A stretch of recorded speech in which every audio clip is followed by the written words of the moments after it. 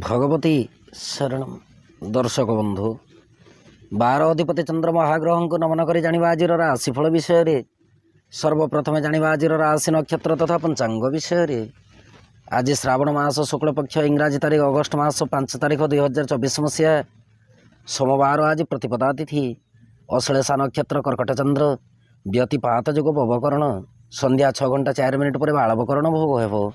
जोगिनी पूर्व दिगरे संध्या 6 घंटा 4 मिनिट पर उत्तर दिगरे रहिबे। आज मिथुन राशि घात 12 और कर्कट और मकर राशि घात चंद्र। राहु काल दिवा 7 घंटा 3 मिनिट रू दिवा 8 घंटा 39 मिनिट मध्य। महेंद्र बेला रात्रि 7 घंटा 46 मिनिट रू रात्रि 9 घंटा 15 मिनिट मध्य। राहु काल कौन से आनुष्ठानिक मांगलिक शुभ कार्य करने शास्त्र सम्मत नुहे।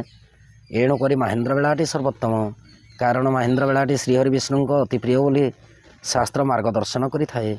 आज ग्रह स्थिति मंगल मेष राशि, बृहस्पति वृष राशि, रवि चंद्र एवं शुक्र कर्कट राशि, बुध सिंह राशि, केतु कन्या राशि, शनि कुंभ राशि एवं राहु मीन राशि गोचर करेंगे। दर्शक बंधु राशिफल जाना आगुरी जाना आज दिव्य चिंतन विषय रे। दिव्य चिंतन अच्छी जड़े दर्शकों प्रश्न।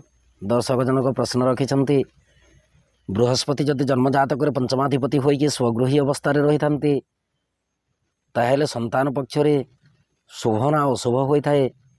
एथिर विषय वस्तु उपर आलोचना करेंगे। दर्शक बंधु पंचम स्थान हो जन्मजातक त्रिकोण स्थान। बृहस्पति होते शुभग्रह एवं परिमार्जित ज्ञानकारक ग्रह। सीए पुणी स्वगृही अवस्था जदि शुभग्रह होइकी रही था जन्मजातक ताहेले जन्मजातक सदा सर्वदा संतान सुख उपभोग करें। ज्योतिष शास्त्र कहे स्वतेश पंचमे जस्य तस्य पुत्रं सुखी भवेत्, क्षणिक क्रूरभाषिश्च धार्मिको मतिवान भवेत्। पंचम जदि पंचम स्थानाधिपति ग्रह अवस्थान करिथन्ति ताहेले जन्मित पुत्र माने अत्यंत सुखी होइथन्ति। जन्मजात व्यक्ति क्षणकोपी एवं बुद्धिमान होगा सहित धर्म कर्म रीतिनीति प्रति प्रबल मात्रा आग्रह रखि था। एणुक पंचमाधिपति पंचम स्थान बृहस्पति जितेबाला रही था से समय अवश्य संतान कष्ट दे था। कहीं कारक भावनाशय सूत्रटी जितेबाला लागू होता है से समय बृहस्पति जदि कारकत्व विनाश करुँच। बृहस्पति होती पुत्रकारक ग्रह। पुत्रकारक ग्रह जाकि पंचम स्थान स्वगृही अवस्था जदि एकाकी रही था विलंबर संतान प्राप्ति होता है, किंतु निश्चित रूपे संतान जन्म होइकी यशस्वी होता। ये थिला जने दर्शकों को प्रश्न। एवं आसतु जाना आज राशिफल विषय रे। राशिफलटी आपण चंद्र राशि पर आधारित। आपण जन्मकोष्ठी चंद्रमा जो राशि अवस्थान कर सी हूँ आपण चंद्र राशि व जन्म राशि। जदि आप निजर जन्म राशि जानी ना प्रचलित नाम राशि अनुसार राशिफलटी देखिपारे।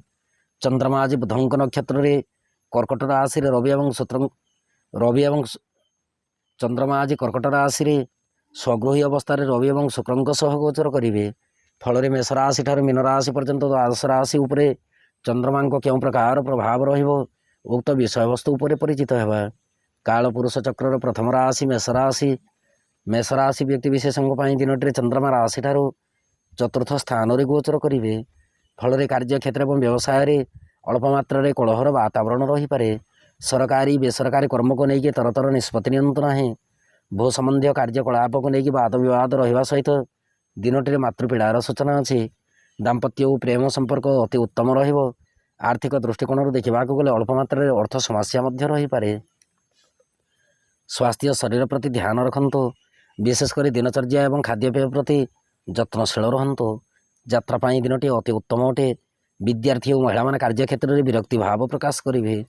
आपण शुभ रंग आज नारंगी वर्ण रंग शुभंग साथे आपण आज दुम दुर्गाय नमः यही मंत्र को पठन करंतु। दिनटी अत्यंत सुखद रहिबो। वृष राशि व्यक्ति विशेषों दिनटी चंद्रमा राशि ठार तृतीय स्थान गोचर करेंगे।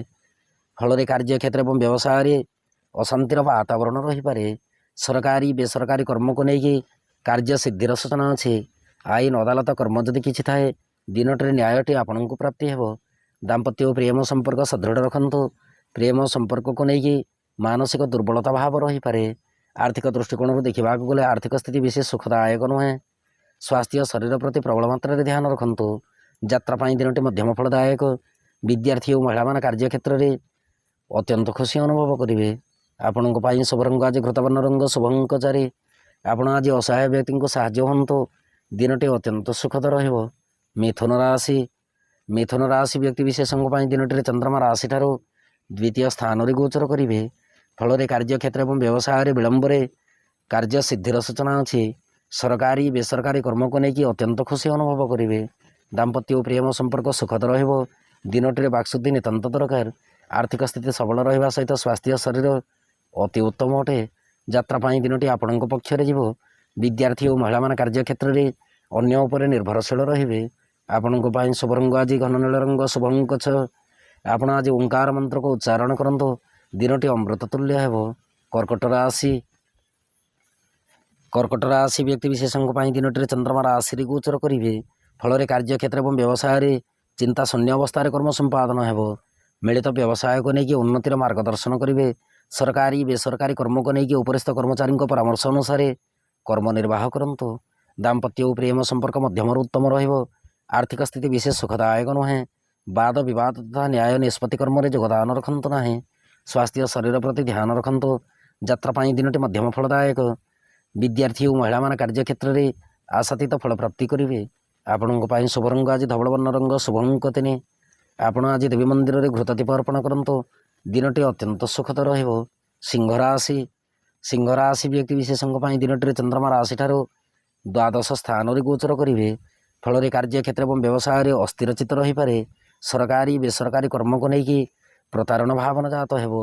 दाम्पत्य और प्रेम संपर्क विशेष सुखद नहेले दुखदायक नुहे। प्रेम संपर्क को लेकिन मतभेद भावना रहीपे। आर्थिक स्थिति मध्यम उत्तम रहिबो। स्वास्थ्य शरीर प्रति ध्यान रखंतु। यात्रापाई दिनटी मध्यम फलदायक।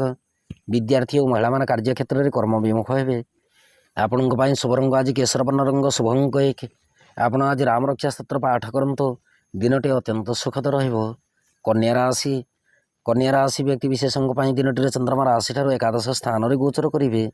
फल कार्य क्षेत्र और व्यवसाय अपव्यय खर्चर सूचना अच्छी। सरकारी बेसरकारी कर्म को लेकिन उन्नतिर मार्गदर्शन करेंगे। दाम्पत्य और प्रेम संपर्क सुखद रहा सहित दिनटी मांगलिक कर्म में योगदान देवार 100% सूचना अच्छी। आर्थिक स्थिति अति उत्तम रहिबो। दिनटी प्रति मुहूर्त प्रति क्षण प्रति समय शुभफल प्राप्ति करेंगे। स्वास्थ्य शरीर अति उत्तम अटे। यात्रापाई दिनटी आपण पक्षरे जीव।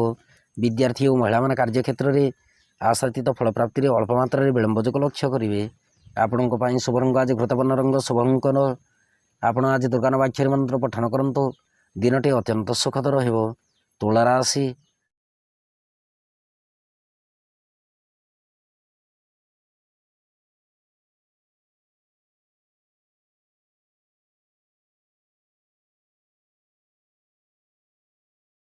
दाम्पत्य और प्रेम संपर्क अति उत्तम रहिबो।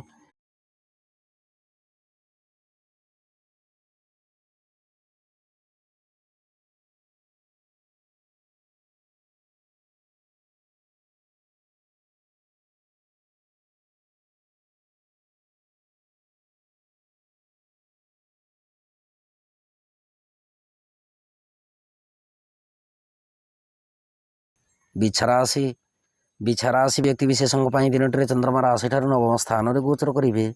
फल कार्य क्षेत्र और व्यवसाय अघटन कर्म किसी घटित हो पारे। सरकारी बेसरकारी कर्म को लेकिन तरतर निष्पत्ति नियंतु नाही।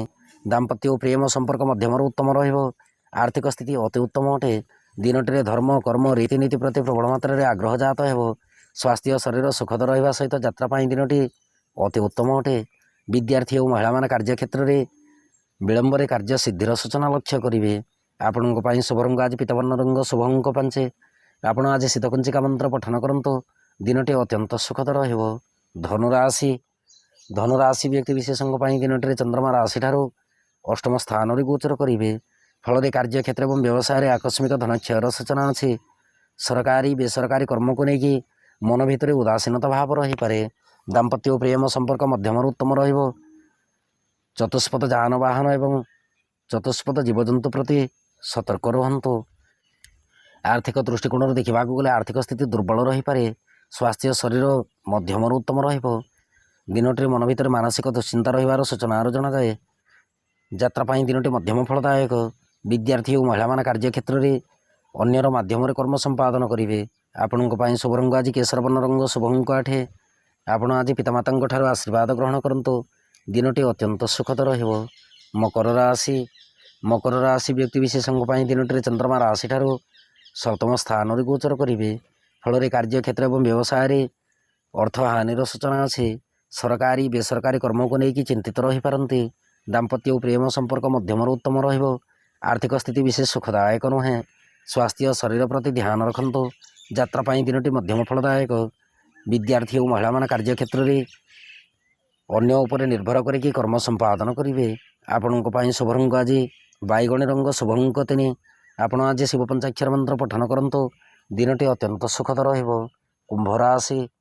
କୁମ୍ଭ ରାଶି ବ୍ୟକ୍ତିବିଶେଷଙ୍କ ପାଇଁ ଦିନଟିରେ ଚନ୍ଦ୍ରମା ରାଶିଠାରୁ ଷଷ୍ଠ ସ୍ଥାନରେ ଗୋଚର କରିବେ। ଫଳରେ କାର୍ଯ୍ୟକ୍ଷେତ୍ର ଏବଂ ବ୍ୟବସାୟରେ ଆକସ୍ମିକ ଦୁର୍ଘଟଣାରେ ଗ୍ରସିତ ହୋଇପାରନ୍ତି। ସରକାରୀ ବେସରକାରୀ କର୍ମକୁ ନେଇକି ଅପବ୍ୟୟ ଖର୍ଚ୍ଚର ସୂଚନା ଅଛି। ଦାମ୍ପତ୍ୟ ଓ ପ୍ରେମ ସମ୍ପର୍କ ମଧ୍ୟମରୁ ଉତ୍ତମ ରହିବ। ଆର୍ଥିକ ସ୍ଥିତି ବିଶେଷ ସୁଖଦାୟକ ନୁହେଁ। ଦିନଟିରେ ମିତ୍ର ଲାଭର ସୂଚନା ପରିଲକ୍ଷିତ ହୁଏ। ସ୍ୱାସ୍ଥ୍ୟ ଶରୀର ପ୍ରତି ଧ୍ୟାନ ରଖନ୍ତୁ। ଯାତ୍ରା ପାଇଁ ଦିନଟି ମଧ୍ୟମ ଫଳଦାୟକ। ବିଦ୍ୟାର୍ଥୀ ଓ ମହିଳାମାନେ କାର୍ଯ୍ୟକ୍ଷେତ୍ରରେ ନିର୍ବିଘ୍ନରେ କର୍ମ ସମ୍ପାଦନ କରିବେ। ଆପଣଙ୍କ ପାଇଁ ଶୁଭ ରଙ୍ଗ ଆଜି ଚିତ୍ରବର୍ଣ୍ଣ ରଙ୍ଗ, ଶୁଭ ଅଙ୍କ 7। ଆପଣ ଆଜି ବିଷ୍ଣୁ ଚରଣାମୃତ ସେବନ କରନ୍ତୁ। ଦିନଟି ଅମୃତ ତୁଲ୍ୟ ହେବ। ମୀନ ରାଶି। ମୀନ ରାଶି ବ୍ୟକ୍ତିବିଶେଷଙ୍କ ପାଇଁ ଦିନଟିରେ ଚନ୍ଦ୍ରମା ରାଶିଠାରୁ ପଞ୍ଚମ ସ୍ଥାନରେ ଗୋଚର କରିବେ। ଫଳରେ କାର୍ଯ୍ୟକ୍ଷେତ୍ର ଏବଂ ବ୍ୟବସାୟରେ ସାମାନ୍ୟ ଲାଭର ସୂଚନା ଅଛି। ସରକାରୀ ବେସରକାରୀ କର୍ମକୁ ନେଇକି ଆକସ୍ମିକ ଭାବେ ସୁସମ୍ବାଦ ଶ୍ରବଣ କରିବେ। ଦାମ୍ପତ୍ୟ ଓ ପ୍ରେମ ସମ୍ପର୍କ ସୁଖଦ ଅଟେ। ସନ୍ତାନ ସନ୍ତତିଙ୍କ କାର୍ଯ୍ୟକଳାପ ଉପରେ କଡ଼ା ନଜର ରଖନ୍ତୁ। ଆର୍ଥିକ ସ୍ଥିତି ବିଶେଷ ସୁଖଦାୟକ ନୁହେଁ।